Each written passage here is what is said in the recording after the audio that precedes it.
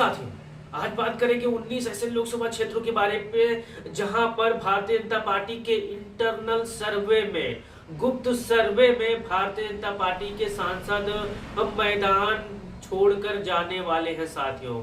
यानी जनता उनको खुद हराने वाली है। ये मैं अपनी तरफ से कोई नहीं कह रहा हूँ, ये भारतीय जनता पार्टी का इंटरनल सर्वे है साथियों। खुद भारतीय जनता पार्टी के वरिष्ठ नेता ये मान रहे हैं कि इनको टिकट देकर भारतीय जनता पार्टी कहीं बड़ी गलती तो नहीं कर दी दोबारा साथियों। अब जितने भी हमारे समाजवादी साथी इस वीडियो पर पहली बार आए हैं, चैनल को सब्सक्राइब करके बेल आइकन को दबा लीजिए साथियों। आज जानेंगे उन लोकसभा क्षेत्रों के बारे में, उन प्रत्याशियों के बारे में जिनको कांटियों रखा गया है और जिनका टिकट कटने का आसार है साथियों, और जिनको फिर से बहाल करने की उम्मीद बनाए बैठी भारतीय जनता पार्टी। इस वीडियो पर नए हैं तो चैनल को सब्सक्राइब करके बेल आइकन को दबा लीजिएगा। और आइए जानते हैं साथियों, पहला नाम आता है आजमगढ़ लोकसभा का साथियों। ये वही आजमगढ़ लोकसभा क्षेत्र है जहां पर समाजवादी पार्टी का गढ़ था, लेकिन पिछले चुनाव में महज 10,000 के आसपास वोटों से समाजवादी पार्टी को यहां पर हार का सामना करना पड़ रहा है साथियों। करना पड़ा था, क्यों करना पड़ा था आप जानते होंगे। उस चीज को समाजवादी पार्टी ने अब दुरुस्त कर लिया है, हर चीज बंदोबस्त कर लिया है साथियों। वहां के सांसद है निरहुआ, आप तस्वीरों में देख सकते हैं। यहाँ पर एकदम से प्रधानमंत्री के आगे झुक गए हैं, रीढ़ की हड्डी नहीं है, हाथ गोड़ जोड़ रहे हैं कि मालिक बचा लीजिए, इस बार भारतीय जनता पार्टी और अखिलेश भैया यहाँ पर हमें चुनाव हरवा देंगे साथियों। तस्वीर में जो तस्वीरें कह रही है, यहाँ तक यही बात कह रहे हैं साथियों। अब जनता आजमगढ़ की तैयार बैठी है साथियों दिनेश लाल निरहुआ को पटकनी देने के लिए। फिर दूसरे नाम पर आता है संघमित्रा मौर्य का साथियों। संघमित्रा मौर्य वही है जो स्वामी प्रसाद मौर्य की बेटी हैं, और ये भी इंटरनल सर्वे में दावा किया गया है कि यहाँ पर भी भारतीय जनता पार्टी चुनाव हारने जा रही है साथियों। अगर संघमित्रा मौर्य पर फिर से भारतीय जनता पार्टी दांव लगाती है या कोई भी प्रत्याशी पर दांव लगाती है तो भारतीय जनता पार्टी यहाँ पर मुंह की खाने जा रही है साथियों। फिर नाम आता है कौशल किशोर का साथियों। मोहनलालगंज से एमपी हैं और बहुत ही पुराने नेता है भारतीय जनता पार्टी के। लेकिन जो सर्वे है साथियों, भारतीय जनता पार्टी का सर्वे है, यहाँ पर समाजवादी पार्टी को बढ़त दिखा रहा है साथियों। यहाँ पर इंटरनल सर्वे में भारतीय जनता पार्टी के सर्वे में साथियों, यहाँ पर आर.के. चौधरी जो समाजवादी पार्टी के हैं बहुत ही मजबूती के साथ यहाँ पर चुनाव लड़ रहे हैं साथियों। फिर अयोध्या फैजाबाद का, यानी अयोध्या फैजाबाद लोकसभा क्षेत्र का नाम आता है, जहां से लल्लू सिंह मौजूदा एमपी हैं और मौजूदा उन्हीं को ही टिकट दिया गया है भारतीय जनता पार्टी का चुनाव लड़ने के लिए साथियों। लेकिन जो सर्वे कहता है कि यहाँ पर राम जी भी हो सकता है भारतीय जनता पार्टी को न बचा पाए, अगर अवैसी चच्चा मेहनत न कर दे ठीक से, तो यहाँ पर भारतीय जनता पार्टी भी चुनाव हार जाएगी, ऐसा कहना है वहां के लोगों का साथियों। सर्वे के आधार पर लोगों का कहना है साथियों। फिर नाम आता है एटा लोकसभा का साथियों। एटा लोकसभा वही क्षेत्र है जहां पर कल्याण सिंह के परिवार के ही लोग यहाँ से एमपी हैं, लेकिन इस बार sympathy vote Bharatiya Janata party के खाते में नहीं जा रहा है साथियों। पिछला चुनाव कैसा हुआ एटा के लोग बखूबी जानते हैं साथियों। इस बार शिवपाल सिंह यादव जी मैदान में है, समाजवादी पार्टी के साथ है, और वहाँ के जो एमपी है राजवीर सिंह राजू, इस बार वहाँ से बहुत ही भारी अंतर से चुनाव समाजवादी पार्टी वहाँ पर जीतने जा रही है साथियों। फिर नाम आता है फिरोजाबाद का साथियों।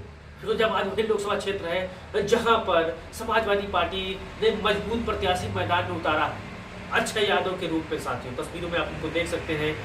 आज लगभग मान के चलिए 2-3 साल से लगातार सब जनसंपर्क कर रहे हैं, लगातार लोगों से मिल रहे हैं, लगातार कैंपेन कर रहे हैं। अक्षय यादव इस बार भारतीय जनता पार्टी को बहुत ही करारी शिकस्त देने वाले हैं। पिछले चुनाव में शिवपाल चचा ने यहाँ पर समाजवादी पार्टी का खेल बिगाड़ दिया था, समय वो निकल चुका है, लेकिन परिवर्तन 2024 में आपको यहाँ पर देखने को मिलेगा साथियों।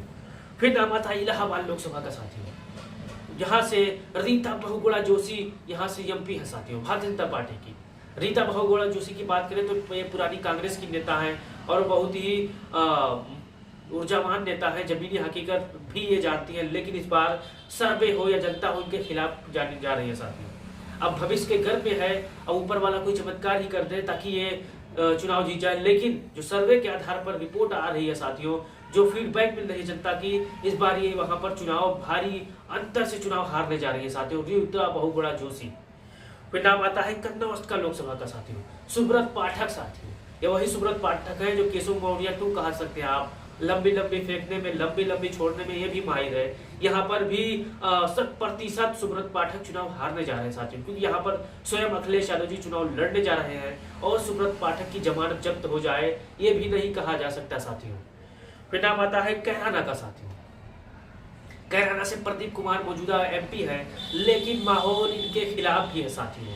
आप भी कैराना लोकसभा के आसपास के होंगे, मुरादाबाद के आसपास के होंगे, तो आप जानते होंगे किस प्रकार से कैराना का माहौल समाजवादी पार्टी इकरा हसन के साथ है साथियों।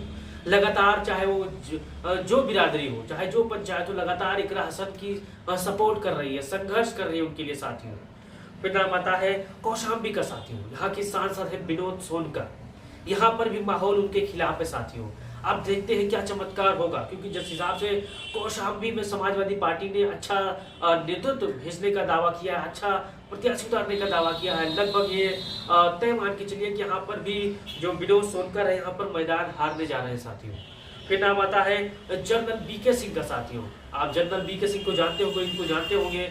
ये भी बहुत ही कोई काबिल नेता है नहीं, लेकिन बहती गंगा में ये भी हाथ धो लिए और गाजियाबाद से एमपी बन गए साथियों। लेकिन समाजवादी पार्टी और इंडिया गठबंधन यहाँ बहुत ही मजबूत प्रत्याशी उतारने वाली है। और जो सर्वे का कहना है कि अगर भारतीय जनता पार्टी से मुकाबला यहाँ पर होगा तो यहाँ पर किसी क्षेत्रीय नेता को अगर इंडिया गठबंधन टिकट दे तो कि जनरल बीके सिंह हो सकता है फिर से चुनाव यहाँ पर हार जाए साथियों। फिर डुमरियागंज लोकसभा के साथियों, एक पुराने कांग्रेसी नेता जगदीप पाल जो कि कांग्रेस में भी रहे, भारतीय जनता पार्टी में रहे, यहाँ पर भी सर्वे के आधार पर इनका माहौल इनके खिलाफ भी है साथियों।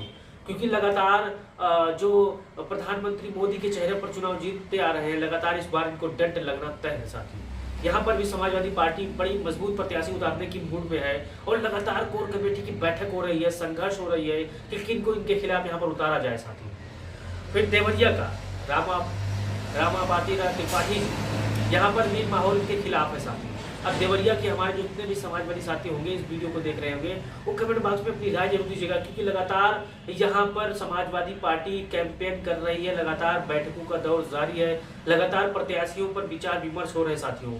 अगर समाजवादी पार्टी क्षेत्रीय प्रत्याशी को यहाँ पर भी मैदान में उतारती है तो भारतीय जनता पार्टी 100% यहाँ पर चुनाव हार जाएगी साथियों। फिर आता है प्रतापगढ़ का साथियों। संगम लाल गुप्ता जी यहाँ पर एमपी हैं, लेकिन इस बार यहाँ भी समाजवादी पार्टी को मजबूत स्थिति है साथियों। समाजवादी पार्टी शिवपाल सिंह पटेल को मैदान में उतारती है, जो पटेलों के नेता है, संघर्ष करने वाले नेता है। और सूत्रों के हवाले से कहना है कि हो सकता है गिनती वाले दिन 12-1 बजे तक शिवपाल सिंह पटेल यहाँ पर चुनाव जीत जाए साथियों। फिर आता है फतेहपुर सीकरी साथियों। राजकुमार चहल यहाँ से एमपी है, लेकिन इनकी हाल भी बहुत खराब है साथियों, इनका भी पिक्चर बहुत खराब है।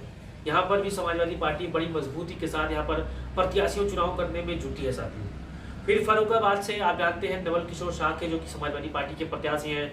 वहीं पर मुकेश राजपूत जो एमपी है मौजूदा, सीधा उनका फाइट है साथियों। नवल किशोर शाह के हैं जो कि सर्जन है, डॉक्टर है पेशे से, लेकिन जनता में लगातार जनसंपर्क कर रहे हैं और इनको भी यहाँ पर बहुत ही महत्वपूर्ण मौका जनता देने जा रही है समाजवादी पार्टी को साथियों। फिर फूलपुर वही लोकसभा क्षेत्र है जहां पर लगातार भारतीय जनता पार्टी के खेमे की तरफ से, समाजवादी पार्टी के खेमे की तरफ से लगातार बड़े बड़े नामों का जिक्र होता है, लेकिन यहाँ पर केसरी देवी यहाँ से एमपी हैं। इस बार क्या यहाँ पर भारतीय जनता पार्टी अपना टिकट काटती है तो केशव प्रसाद मौर्य क्या यहाँ के प्रत्याशी होंगे? अगर समाजवादी पार्टी किसी को लड़ाएगी तो क्या यहाँ पर पल्लवी पटेल प्रत्याशी होगी? कमेंट बॉक्स में आप जरूर बता सकते हैं। फिर नाम आता है बहराइच लोकसभा क्षेत्र का साथियों। ये बहराइच लोकसभा क्षेत्र ऐसा है जहां पर समाजवादी पार्टी का मजबूत प्रत्याशी गौतम उदाहरण लिया मैदान में अखिलेश यादव के साथियों। अब यहाँ पर भारतीय जनता पार्टी जो कि अच्छे बरलाल गौड़ है, देखते हैं यहाँ पर किस प्रकार से मुकाबला होता है। यहाँ पर भी सर्वे के आधार पर बात करें तो भारतीय जनता पार्टी यहाँ पर भी मैदान हारती नजर आ रही है साथियों। आप भी जितने समाजवादी साथी इस वीडियो को देख रहे हैं, आप जिस जिले से देख रहे हैं उस कमेंट बॉक्स में अपनी राय जरूर दीजिएगा, ताकि हम एक आंकड़ा लगाएं कि हमारी वीडियो कहाँ तक जाती है साथियों। आप चैनल को सब्सक्राइब करके बेल आइकन को दबा लीजिए और अपनी राय जरूर दीजिएगा साथियों।